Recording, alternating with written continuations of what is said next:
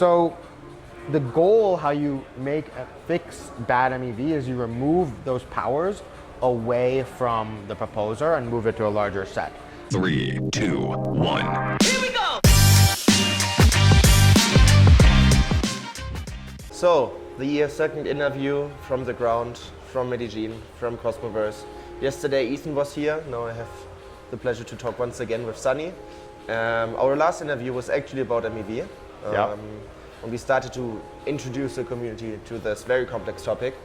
But now we want to use our time very, very effectively and want to dive really deep into MEV. Yeah. So first of all, how are you enjoying Medellin before we do that? I am loving Medellin. I've been here for a few days, but it's like, I really like the city.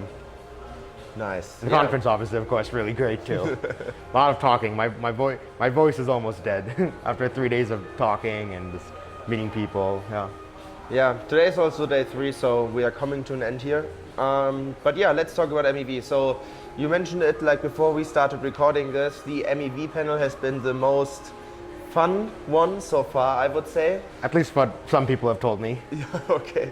Yeah, I mean, so why is, I think this is how we can start it like very well, is how, like, what is the reason why MEV is like now becoming a bigger topic in the interchain? So why do you think this is the case? Because right now the liquidity and the trading volume is very, very constrained. Yeah. Even on Osmosis, which is like basically the main AMM in the Cosmos. So why do we start to talk about MEV right now, even though like from an MEV perspective, it's not the most relevant topic right now? Yeah, that's actually a good question. I think part of it is just that like Skip kind of entered the space and like brought up the conversation.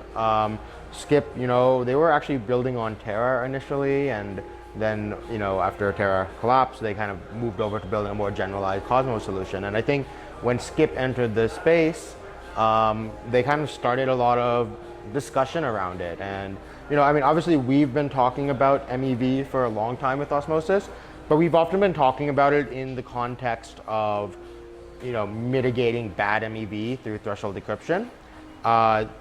But, you know, the Skip team like helped show and talk us through the idea of like, hey, look, there are good MEV examples as well, and like, you know, we can overlay these things. And so, and you know, the Skip team has all just been like really collaborative on like figuring out ways to like help, you know, the good MEV while still mitigating the bad MEV. And I think, yeah, I think just the way it went, the time that they entered. And then obviously MEV-a-Tech has been like sort of building for a while as well. They were sort of kind of more under wraps, I guess, right? And then I guess when Skip came in and kind of like made a big splash, that kind of forced MEV-a-Tech to also like become a little bit more public. Yes, I think that's a very good conclusion, and yeah, it's like it's also like cool that this topic also gets more attention, because I think now we're in a bear market, so we can focus on solving things, because you mentioned good MEV, bad MEV. I know there's some controversy behind this meme. Some people disagree with that, but nonetheless, I think that you can argue that MEV might be a certain risk for any ecosystems. We saw it in Ethereum, where users got harmed by advanced predators, according to this. Ethereum is a dark forest meme, and then there is in Cosmos the fear that MEV could lead to centralization, and there are like some approaches here and there, for example with PBS. So I've said a lot, so my question for you now is, where do you see the journey heading of MEV, specifically in the interchain, and how do you feel about centralization? How do we prevent that? Are you a fan of PBS? So yeah, what are your thoughts? I am a fan of PBS, but not the way that most people think of what that means. You know, PBS, you know, stands for Proposer Block Builder Separation. Right now, today, how things work is the validator that's proposing a block, they choose the transaction. The idea of PBS is like have someone else propose, or like design how the block is structured. What I think is, but who do I want to be the proposer? Is I want the blockchain protocol itself to be the decider of how transactions get ordered. what will make MEV different in Cosmos as opposed to other ecosystems, right? We have mostly app chains, and that means that we can have our application make decisions about the order of transactions in our blocks, right? Ethereum as a protocol is supposed to be this like credibly neutral protocol that like doesn't understand the applications on top of it, right? The Ethereum protocol has no ability to make decisions about ordering, and so what they have to do is they have to rely on external like block builders to do that, right? But in Cosmos, and let's say Osmosis specifically, we're an app chain. Our chain can understand the type, what are the different types of transactions that are possible. It can know that, oh, this is a trade transaction versus a transfer, or this is a Mars liquidation, or what. It can understand these things, and it can choose the order to do two things: optimize for social good, as well as optimizing for, internalizing of the good MEV capture. So, example of social good, right? Like, and I think these actually can often be correlated as well. But like, an example of we can make sure that all Oracle updates happen as early we can always make sure Oracle updates happen at the beginning of a block, for example, right? And that's like, you want that, right? That's good for the protocol, right? You don't want people to be able to like front run or back run or Oracle upgrades.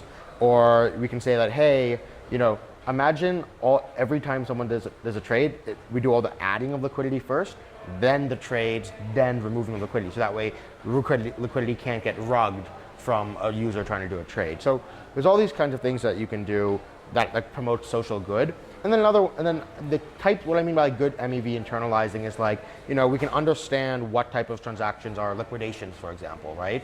And we can say, hey, we're gonna prioritize triggering the liquidations. And having liquidations happen is a good thing for the protocol, right? That's how you maintain protocol health. But you can have it so some of that liquidation revenue gets given to all Osmos stakers, right? It's promoting both a social good, but also like revenue to Osmosis.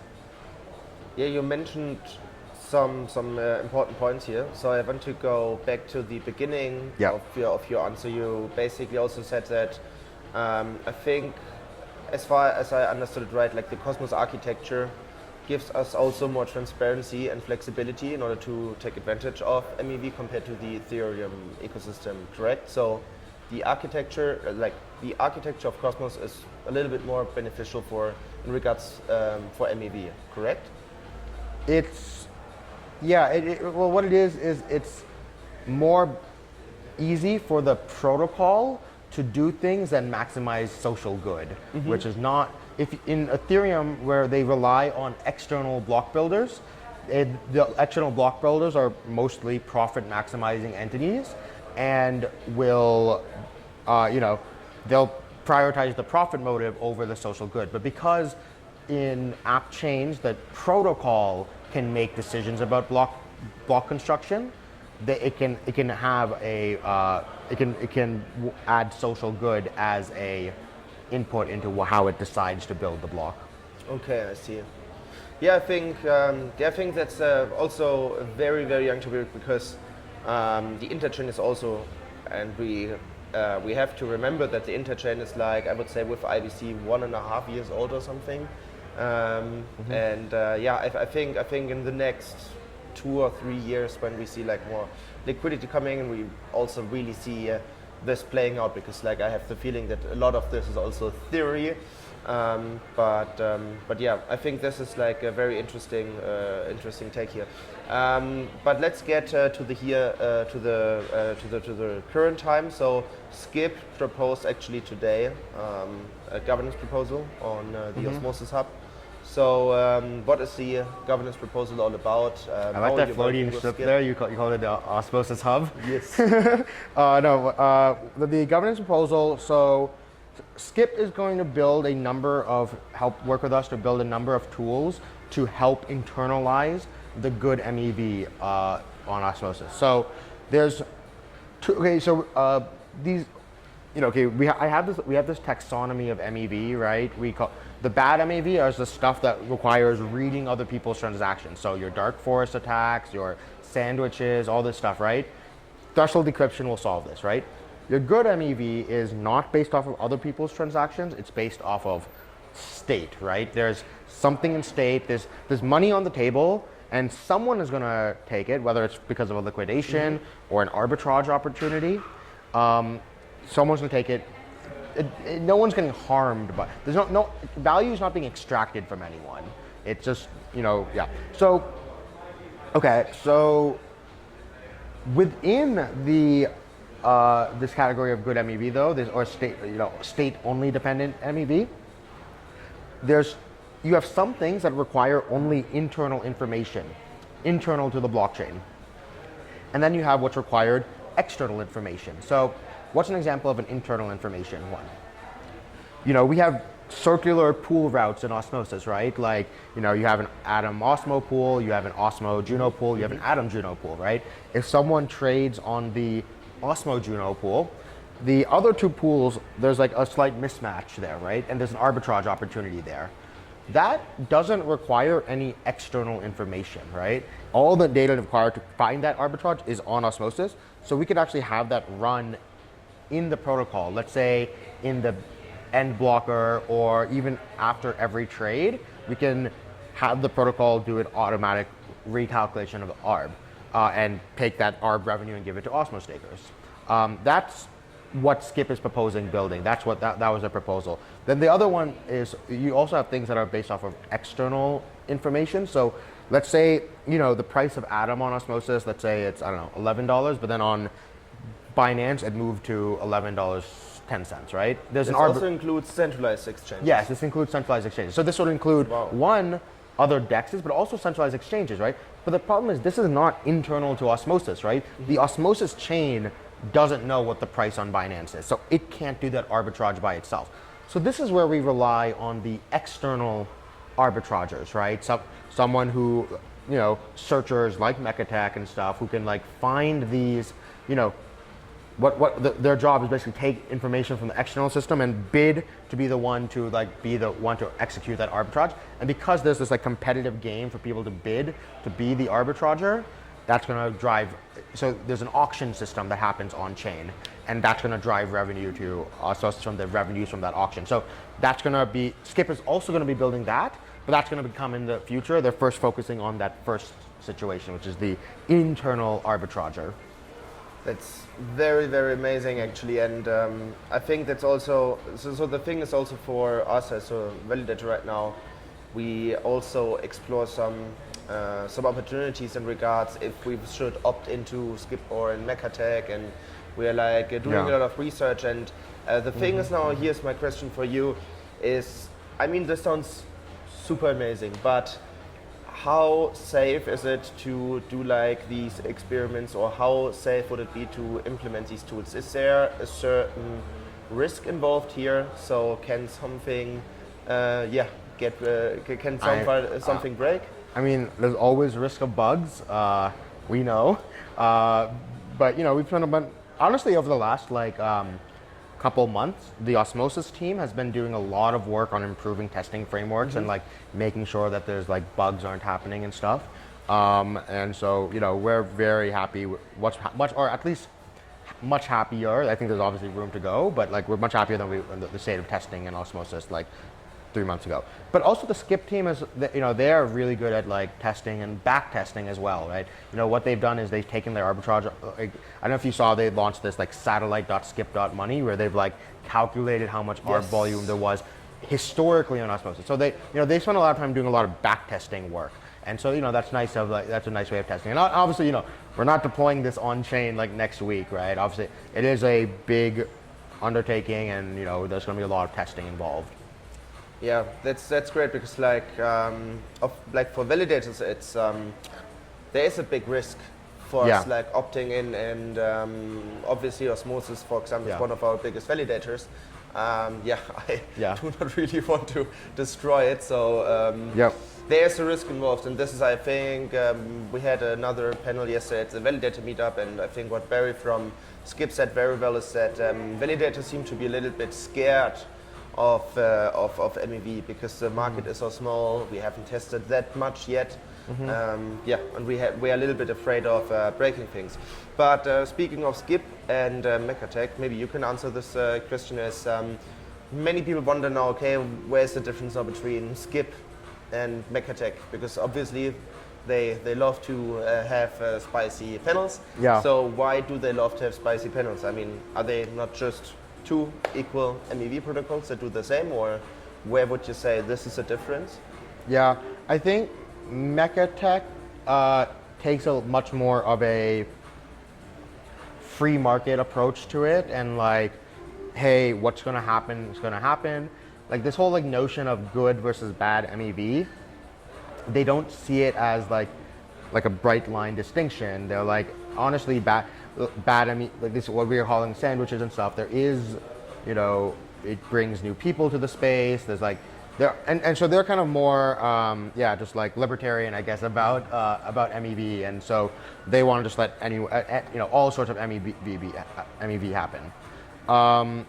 Skip, on the other hand, is a little bit more opinionated, or at least they're open to being more opinionated, right? And like, I think we've had a lot of discussions with them over the last few months, and like, they are more interested in working with us to build on-chain solutions so that we can be opinionated and like promote social goods, while MEV-a-Tech is more like focused on the off-chain systems that end up being driven a little bit more by the profit motive of the searchers, right? And I think, I'll be completely honest. Obviously, I think it's obvious that I have a slight preference for the Skip model, but I think there's room for both, right? Because I think that even when you have the auction system on chain, now you still need off-chain searchers and like aggregators of searchers, right? And I think MEV-a-Tech will be like one of the biggest searchers and aggregator of searcher data. I see. And a small disclaimer for the next question, also to bring this brief interview to an end. So you mentioned a couple of times good versus bad MEV, and I know that this is a meme that also Skip pushed very hard. MEV-a-Tech is criticizing this meme. Yeah. And again, disclaimer, like I don't have a preference right now for one of them, because I think I really have to do like much more research here. But for me, like from a very broad perspective, MEV is short for maximal extractable value. And I don't really get this meme where you say, okay, you have good MEV and you have bad MEV. For me, it's like there's block space. It's like an invention. I mean, for example, like the car was also an invention. I can go into a car to drive to the supermarket, or I can, kill people with it, like theoretically. Yeah. So do you maybe believe that, like, from a philosophical point of view, that maybe the problem is not MEV itself, but like maybe it's like sandwiching attacks? I mean, of course, it has something to do with MEV, but MEV is like just block space. So maybe it's a problem somewhere else, so to say. So the term MEV is a terrible term. It stands for minor extractable value. Yeah. So first of all, we don't have miners, so that doesn't matter. And it's also, I think the term extractable is not the right word. It's, I don't know what the right word is, but how I define MEV, I have a talk that I gave at the Flashwatch team. I held this thing called MEV WTF a couple of months ago, and I talked about the taxonomy of MEV. And one thing, my definition of MEV is how I define it is the value that can be captured by a block proposer by using the powers that just the block proposer has. So right now in most blockchains that includes transaction inclusion, transaction ordering, it includes, there's other types of things that it includes as well, right? But so the goal, how you fix bad MEV is you remove those powers away from the proposer and move it to a larger set. Now, okay, so to the point about the philosophical basis of like good versus bad MEV, once again, I think bad MEV is when you are doing things based off of reading other people's transactions before they execute. This is fundamentally a privacy breach. Yes. Right? And that's the ethical basis of this, right? Where, how does Robinhood make all of its money today, right? What they do is they take user data and sell it to Citadel, who then front runs the users, right? In the 21st century, we have this, they say data is the new oil, right? And like user data, this is why privacy is so important, right? Like if we want to fight against these rent-seeking, profit, maximizing actors, we need to build privacy systems. And building privacy we need to build privacy at all layers of the stack to protect user data, but privacy at the mempool is one of the most important parts. So that's where at least I make that distinction line of, if it's a privacy breach, I'm putting that as bad MEV. If it's a game, like a puzzle, and as long as so it's also a privacy breach to let's say there's a puzzle on chain. By puzzle, I mean there's an arbitrage opportunity or something. If it's it's a privacy breach that if you copy someone else's answer, right? Yes. But if the puzzle is simple, many people know the answer, already know the opportunity. Whoever's just the first to press it, I don't think that's a privacy breach, which is why I don't put it under the category of bad MEV. Maybe good MEV is not the right word. Let's just call it non-harmful, non-extractive MEV. You're not extracting it from someone else. Yeah. So just also small disclaimer, we're not talking about Citadel 1 with the Robinhood, Robinhood comparison. No, Citadel, the market, hedge fund, market making. Just that there's no confusion. To wrap it up, I agree with everything what you said, but I tend to agree a little bit with the outcome, because I think here we are again. You mentioned this privacy problem with, and this is how we end up in this bad MEV, in this bad MEV meme. I think, for me, there are a couple of parts of the story. I just see, okay, this is just the privacy problem in general that we have in crypto. Generally it's not, I actually also use different addresses because I don't want to have one address where everyone can see what I'm doing. I think this is a general problem in crypto, that's a privacy problem that we have to solve. And you're doing now encryption in the mempool. You started it last year, which is super cool. And liquidations, you mentioned it as just a tool, a tool, so to say, to keep a protocol healthy. So I think, I don't know, it's such a complex topic. I think we haven't really figured out as an industry what MEV essentially is. So what is your thought on that, to wrap it up? Did we actually all together understood what MEV is? I mean, hot take. I feel like Dave and I had figured out MEV 2 years ago, and we had this whole taxonomy and we explained it, all this stuff. And then I feel now the rest of the ecosystem is starting to catch up with our taxonomy, and